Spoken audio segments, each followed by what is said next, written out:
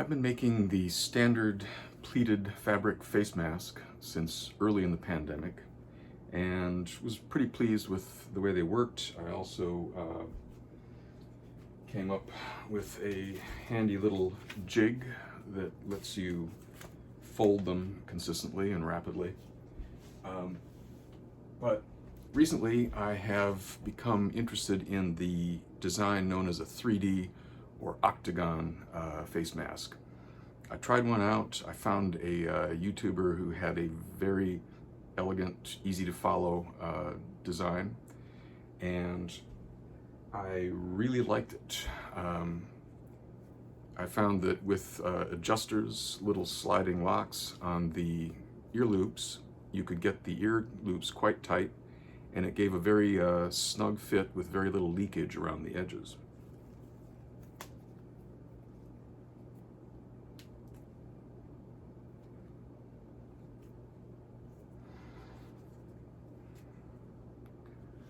With a metal strip in the bridge of the nose, I get a very snug fit all the way around.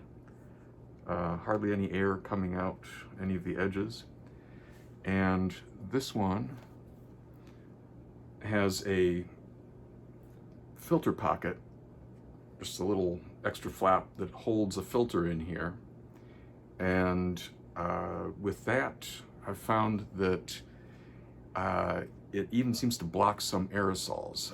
If I am washing my hands with a really smelly scented soap with the mask on, I can't smell it. If I crack the mask open, all of a sudden there's the odor.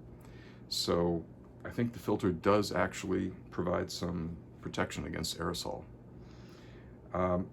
However, as much as I liked this design, I wasn't really happy with the filter pocket. It just seemed a little awkward and messy. It was hard to get a filter in there to fit properly.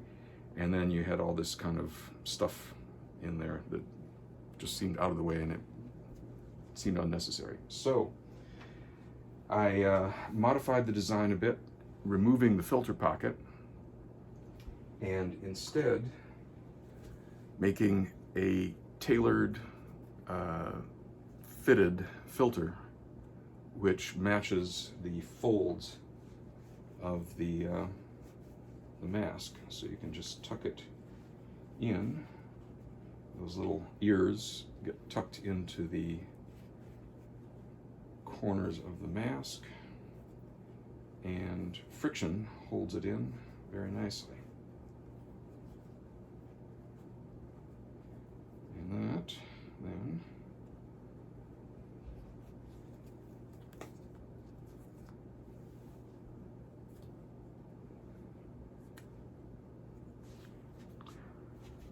again provides a very nice snug fit.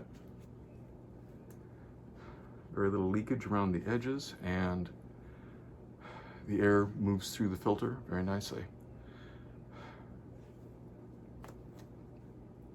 And it has a, I got a little fold there, but in general it has a very nice, elegant quality to it that is very pleasing. So today I'm going to show my system for making these.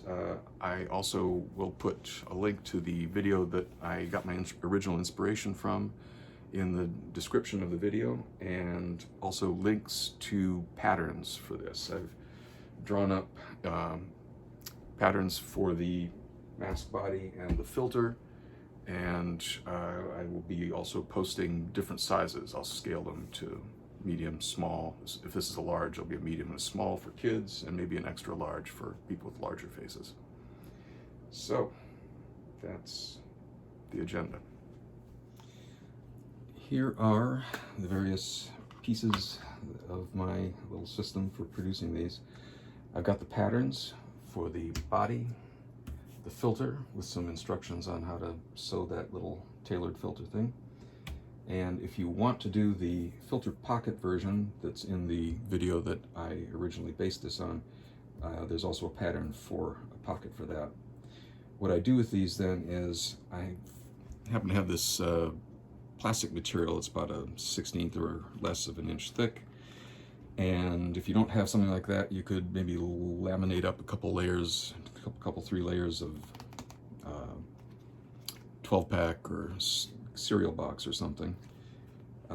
You want something that has enough of an edge that you can get a rotary knife around on it, but that isn't going to dull your knife if you happen to climb up on top of it.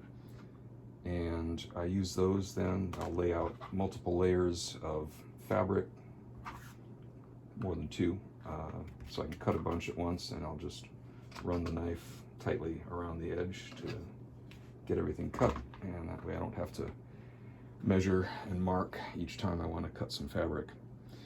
Similarly, this one is for the body, and those lines remind me that as I take pairs of fabric, I will fold this down and draw a line more or less where the corners are, but I measure it to get just the right distance from the top, and fold that up and fold this up. Now I'll measure down, make a little mark, so this is just the right height, and then I'll strike a line there too. Those are on the inside of the two pieces when I start, because I stitch around the outside there and the outside edge here, and then you turn the thing inside out, and then those lines will be on the outside, which when you get to the point where you want to fold it and stitch on the fold, which I will be showing in a bit. And then I also made a couple of simple little wire tools here. This one with a bit of a loop on it, hard to see. I use that to get caught in the folded fabric here. I'll stick the elastic from the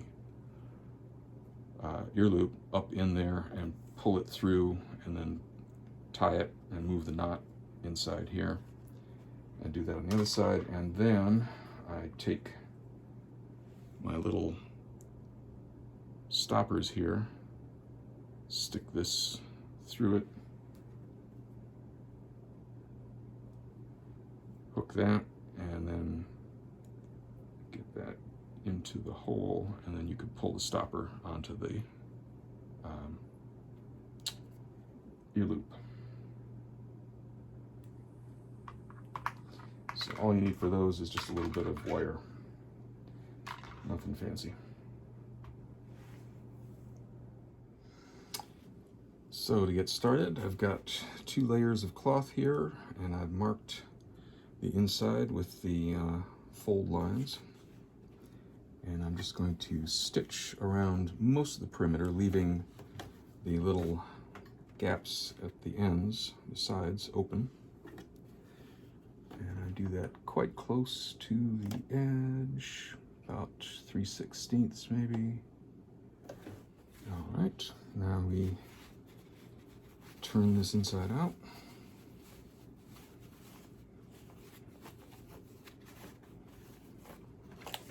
Start warming up the iron here.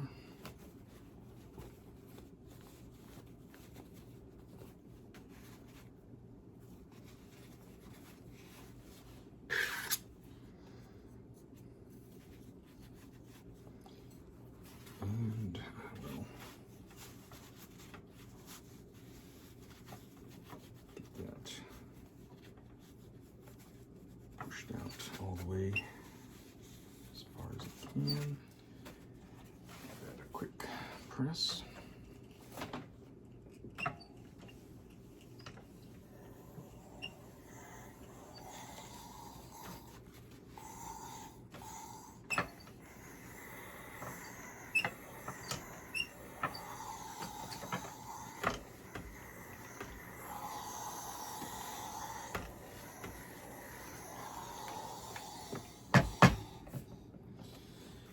The next step is not absolutely necessary, I think, but I like the way it looks on the mask, and I don't know, there might be some slight advantage to it. I'm gonna just top stitch very close to the edge here on the long top and bottom edges, but not the diagonals.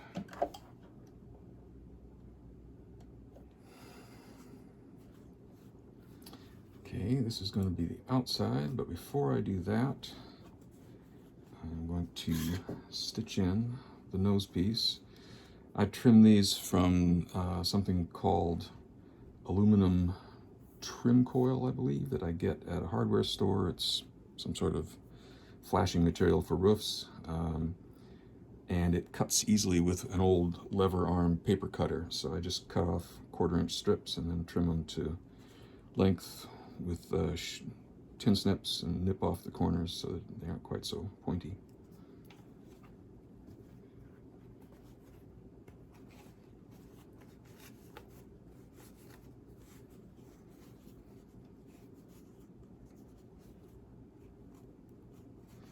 And I just roughly get it in the middle, more or less, and work it up close to the edge.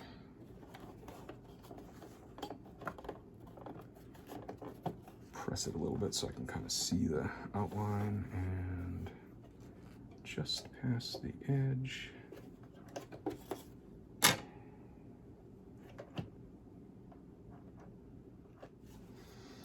So I've got a little extra pocket there that I don't need, but it won't matter. When you wear it, once you get a bend in there, it just stays put. All right, now we're gonna do the folds. Get that warming up. And I want to fold right on that line.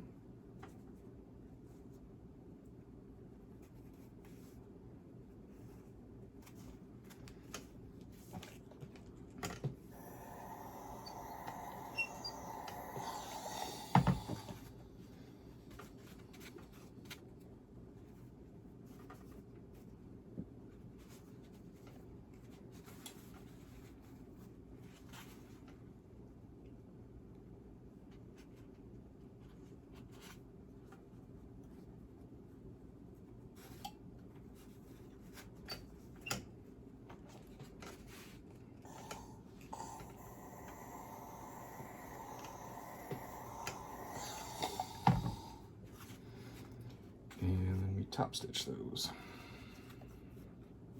I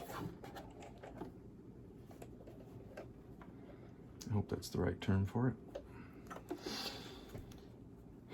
All right, we're a good part of the way done here. The next part is the tricky part. You fold one side in. Let's see if I can get this to where you can see what I'm doing.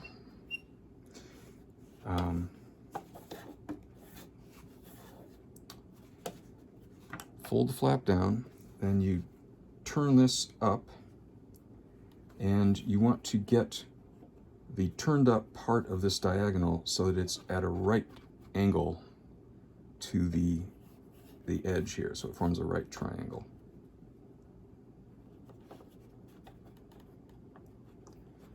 And it can be a little tricky getting, and you don't want to do it down. You don't want to do it like that. This corner has to go all the way up to the edge there. And you also don't want to do it like that, because there the corner is above the edge. You want to get the corner more or less right at the edge there. So it can take a little playing around to get it more or less right. There's a bit of fudge factor because it's not a super sharp corner, so you have to kind of guess at it. But that is pretty much what I'm going for.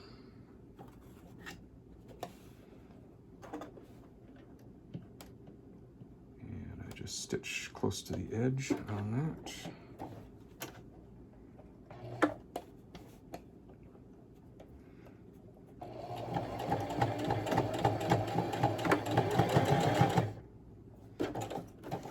before I get down to the corner. Then I fold the bottom piece up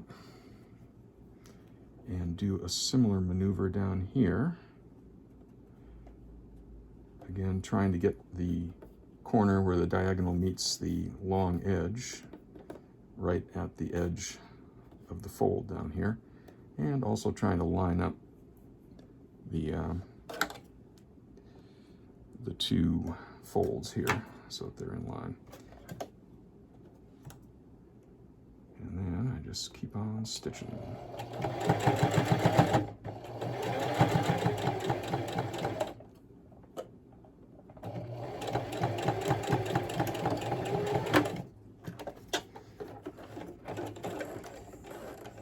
And we do the same thing to the other side. It's done. Then we make the little pockets on the sides that will hold the elastic ear loops.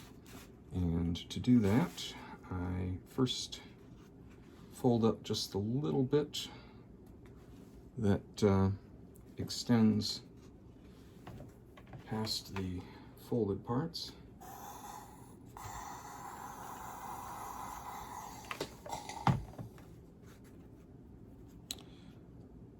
Like so. And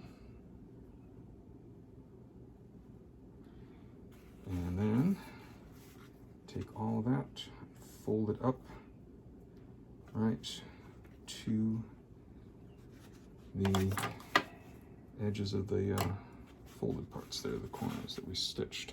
So it's going to be pressed like that.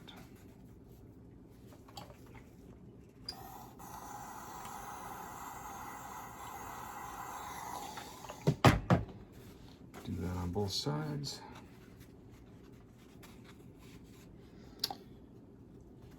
All right, so those are ready to stitch.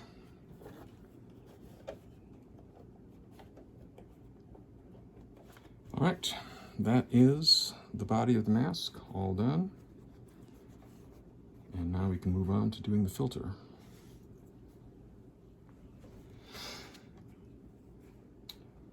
Don't know that it really matters which side is which. One side has sort of more deeper perforations in it. Just for fun, I've been putting the deeper perforations all facing to the inside and a smoother side to the outside. Don't know that it matters at all. But this is kind of slippery stuff. It likes to move around, so I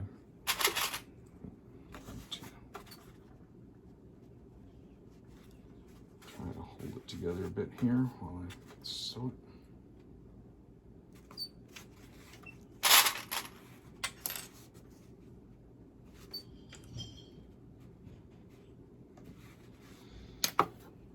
And I start by going around the perimeter again, just maybe 3/16 of an inch from the edge. And now, on the side that will be facing out, I will mark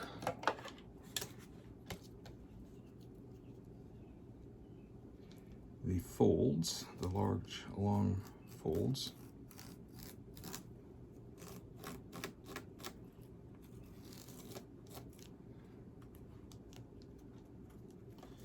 I can just barely see them through the fabric material here, the lines that I have on the template.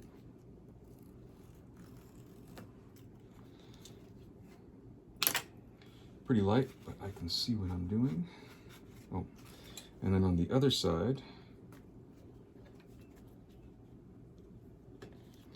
make sure I've got the lines running the same way here. On the other side, I mark the little diagonal folds that I'll be stitching.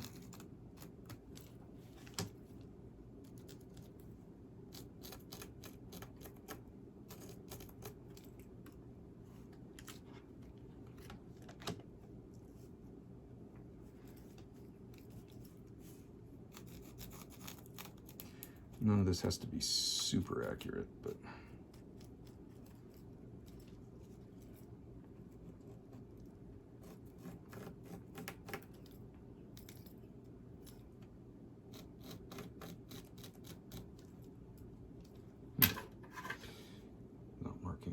So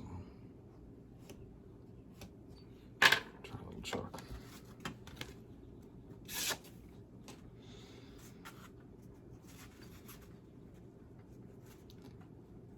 Right, to find my fold line.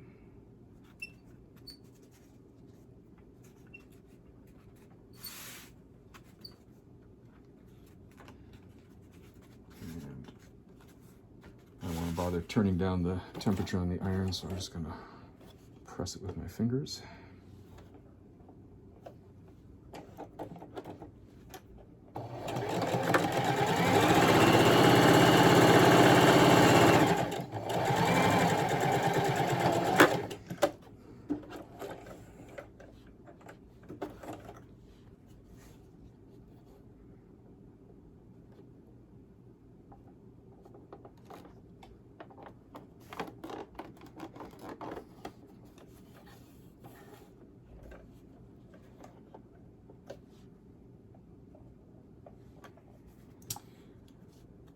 So this will be the outside, this will be the inside, and now on the inside, I need to stitch those diagonal ones here. I'm going to make sure I can see where to stop.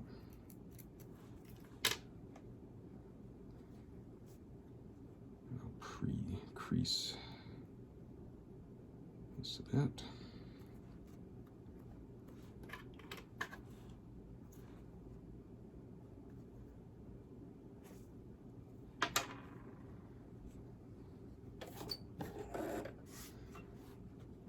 This side too.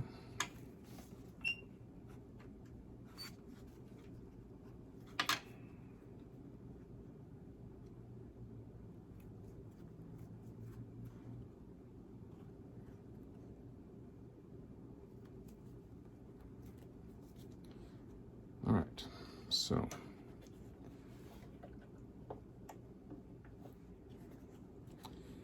all right, you should have something that looks like this at this point. And now we just stitch these edges here, not stitching the little bit of diagonal there. That should remain loose.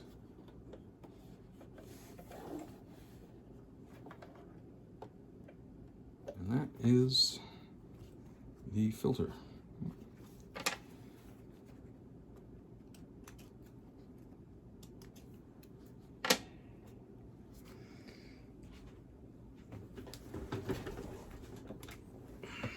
So we have the mask, nose piece, filter here. Filter, its little ears get stuck into the corners of the mask.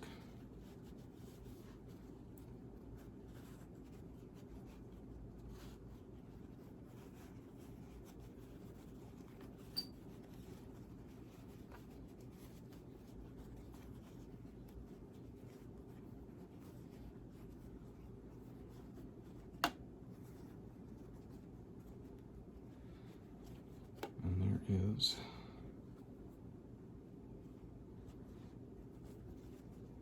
how it goes together.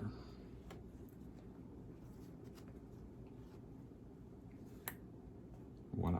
For the final touches, you then need two 12-inch pieces of elastic for the ear loops and some way to thread it through. Like I said, I've made this little simple wire tool which I insert here, and I thread the elastic through it part way, pull it down inside, making sure I don't pull it all the way through, and again, do that for the other side.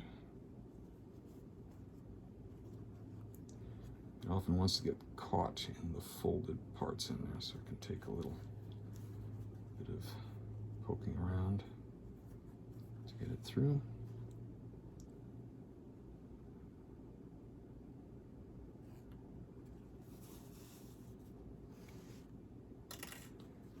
And once those are through, take them up, trying not to twist things too much. Put the ends together and wrap a good bunch of it around my fingers. Tuck the ends through so I have just a little bit there to grab onto. And then holding onto that, I kind of pull my fingers out, and without pulling on the ends too much, pulling more on the body of the loop, I try to move the knot towards the end as I tighten it up so that I don't get a whole lot out here.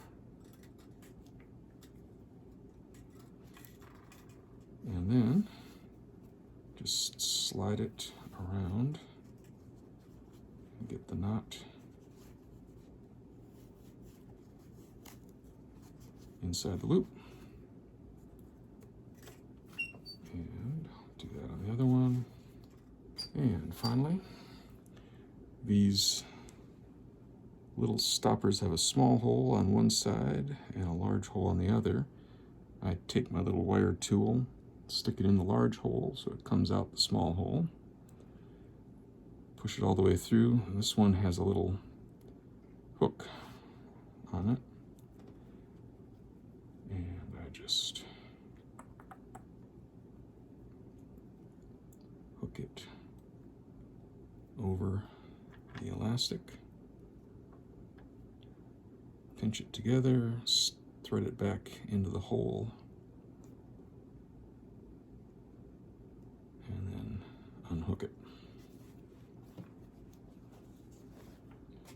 So in the big hole, out the little one,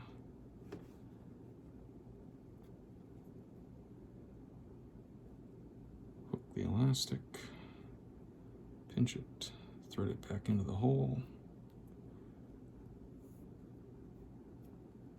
and unhook. And there is our finished mask.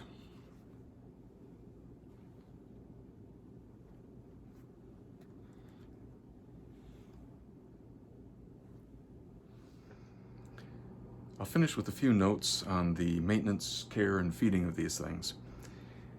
First of all, I try not to wash them too often, just to increase their lifespan. I really only bother if it starts looking visibly dirty or if it's smelling funky. But I don't do it on a regular basis to try to sterilize it or anything.